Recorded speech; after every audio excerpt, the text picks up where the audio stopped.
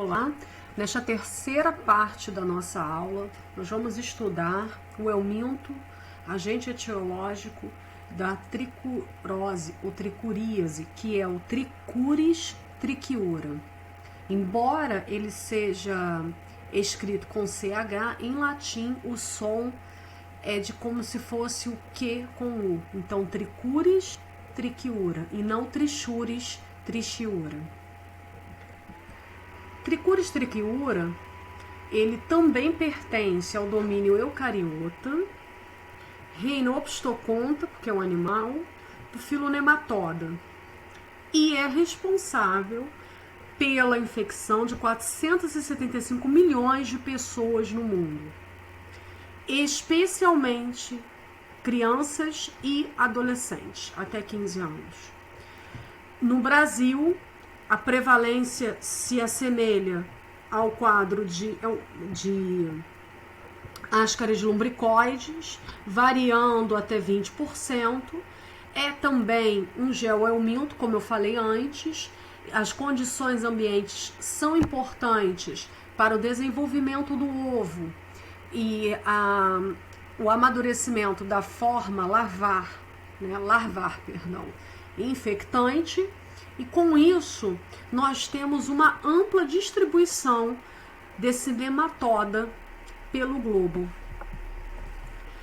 Também apresenta dimorfismo sexual, como outros helmintos, a fêmea costuma ser maior do que o macho e eles apresentam diferenças na região posterior.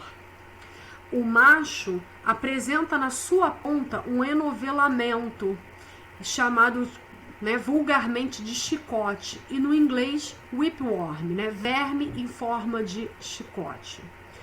E isso é bastante interessante na medida de que nós podemos facilmente reconhecer esse helminto e a forma dele, macho.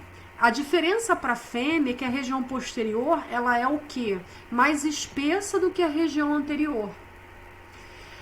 E nesta região posterior, como é ressaltado aqui, que compreende 1/3 do corpo do helminto, nós temos os órgãos sexuais e digestivos.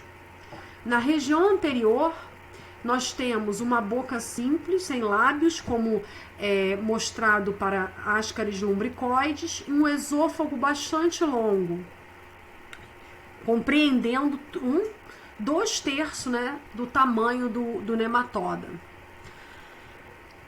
O macho, nessa região aqui enovelada, em formato de chicote, apresenta estruturas acessórias importantes, como esse espículo, que é importante para a cópula, para o momento em que há fecundação da fêmea e formação dos ovos embrionados.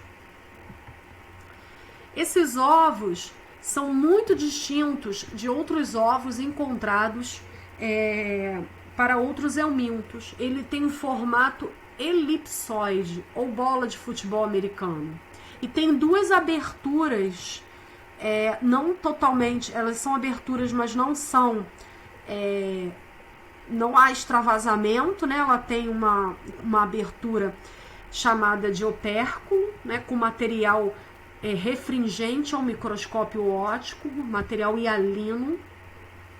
Esses ovos, eles têm uma camada quitinosa, uma camada importante que favorece, a resistência ao meio ambiente, e uma camada vitelina interna que nutre esse ovo, até a formação das células embrionadas, até a formação da larva infectante. Assim como os ovos de ascaris lumbricoides, os ovos dos trichuris são vistos nos exames de fezes de cor acastanhada. Eles não são sintetizados com esta cor, mas a cor é adquirida pelos sais biliares, liberados pela bile propriamente dita, liberada no intestino, e ocorre a pigmentação para essa cor castanha aqui observada, assim como nos ovos de Ascaris lumbricoides. O ciclo também é monoxênico, ou seja, um único hospedeiro. Os ovos são liberados não embrionados nas fezes, e a embriogênese se dá no meio externo, ou seja, geoelmintíase, em que o ciclo de vida, parte do ciclo de vida, ocorre no meio extracelular, no meio fora do hospedeiro, no ambiente com temperatura, com umidade, com teor de oxigênio e de gás carbônico adequados para o amadurecimento desses ovos.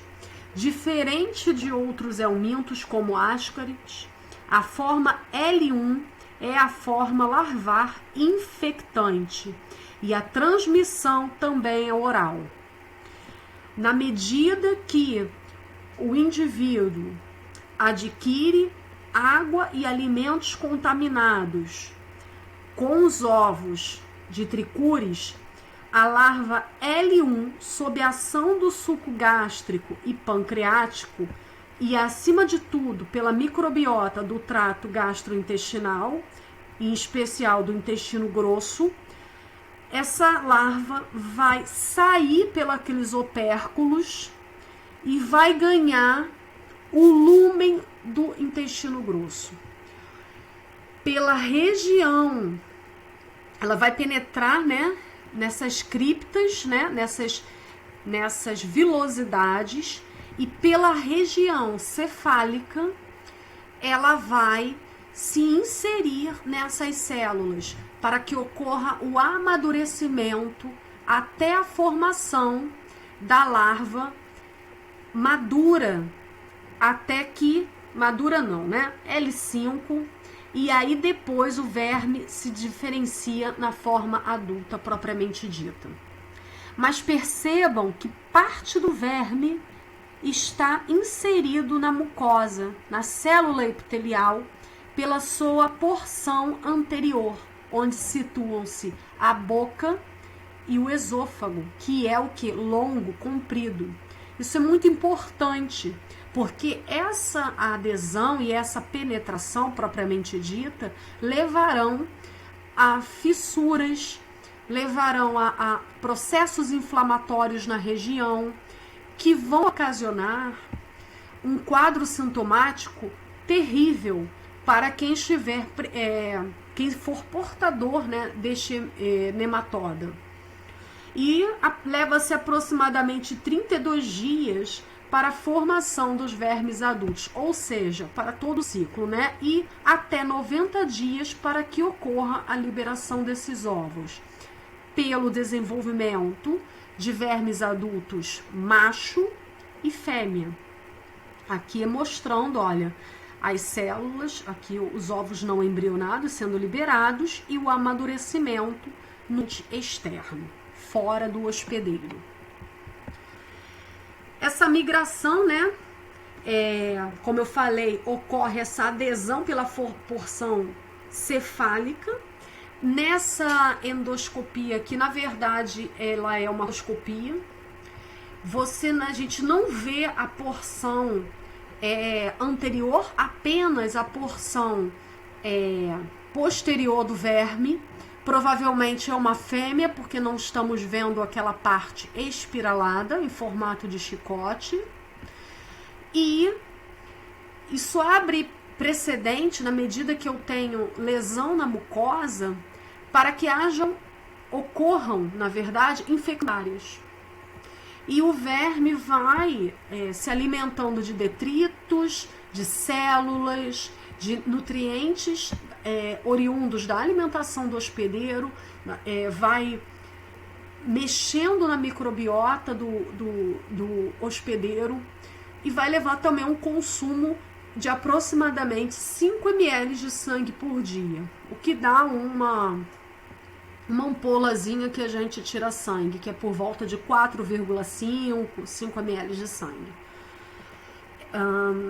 ele leva a inflamação local, edemas, hemorragias com alterações histológicas.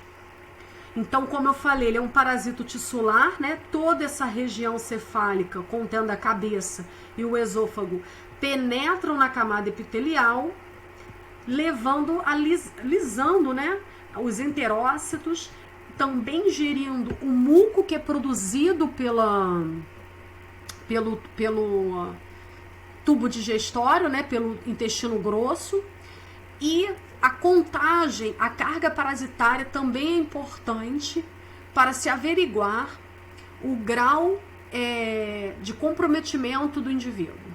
Então, considera-se um paciente com uma baixa carga parasitária quando na contagem das fezes analisadas se tem uma relação de 1.000 ovos por grama de fezes.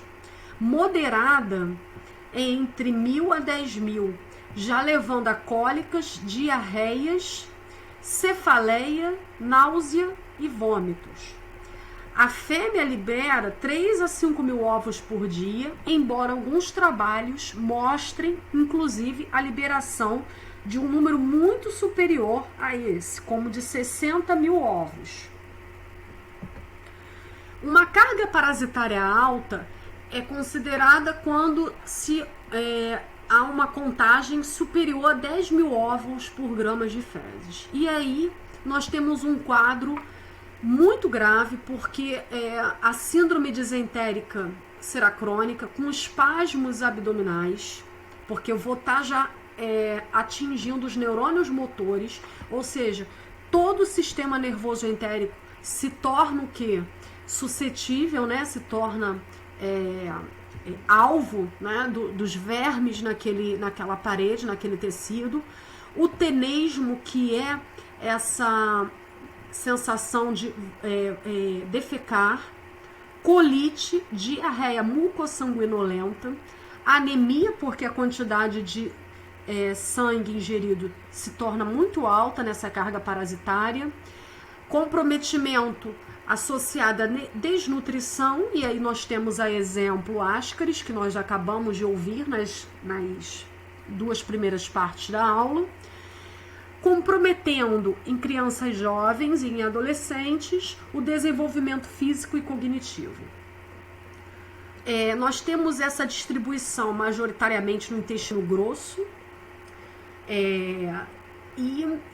levando inclusive a um prolapso retal devido a essa irritação dos neurônios motores e ao tenesmo. Então você tem um extravasamento dessa mucosa que pode ser revertida após o tratamento do paciente.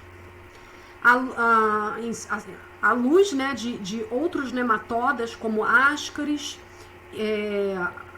e também enteróbios, tricúris, também é capaz de levar a quadros de apendicite, porque o apêndice é uma estrutura vestigial e como ela representa um buraco, vamos falar assim grosseiramente, o verme pode se estabelecer ali, levando a um caso de apendicite aguda e necessidade de internação. Então aqui nós temos a porção sigmoide do intestino, totalmente, colonizada, né, infestada por esses vermes, e nós temos o prolapso retal propriamente dito. E aqui nesse prolapso é possível observar os vermes aderidos no tecido, né? Como eu falei, isso é muito comum em crianças e felizmente isso é reversível após o tratamento do paciente.